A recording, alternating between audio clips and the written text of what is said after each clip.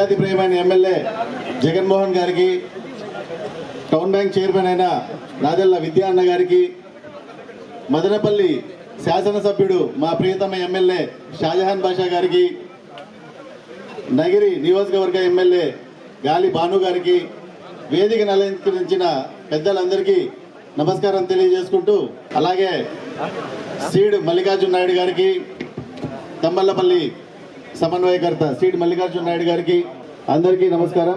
ఎన్నికల తరువాత గత 2 సంవత్సరాలుగా ఆంధ్రప్రదేశ్ రాష్ట్రాన్ని అభివృద్ధి పథంలో నడిపించడానికి కూటమి ప్రభుత్వం గట్టిగా కృషి చేస్తుంది.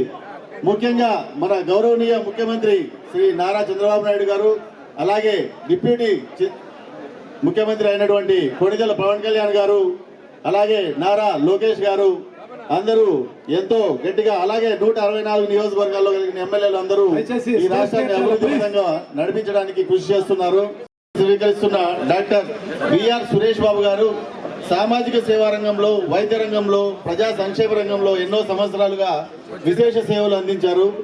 ప్రజల పట్ల ఉన్న అనురాగం, అభివృద్ధి పట్ల ఉన్న నిబద్ధత, ఈ 2 విలువలు కలిగిన వ్యక్తిత్వం ఆయనది. సో ప్రజలతో సన్నిహితంగా మమేకమై వారి అవసరాలను అర్థం చేసుకొని ప్రణాళికాబద్ధంగా పనిచేసే నాయకత్వం ఆయనదని మేము గర్వంగా చెప్పగలం. ఆయన నాయకత్వంలో పీకేఎం అర్బన్ డెవలప్మెంట్ అథారిటీ ప్రాంతీయ అభివృద్ధిలో ఒక చరిత్ర సృష్టిస్తుందని గట్టిగా నమ్ముతున్నాం.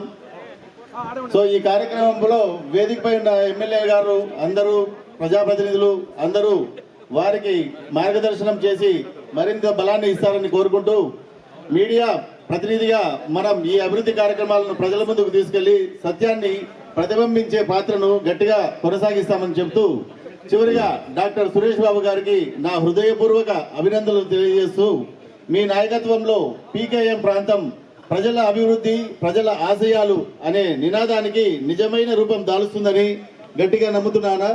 జై హింద్.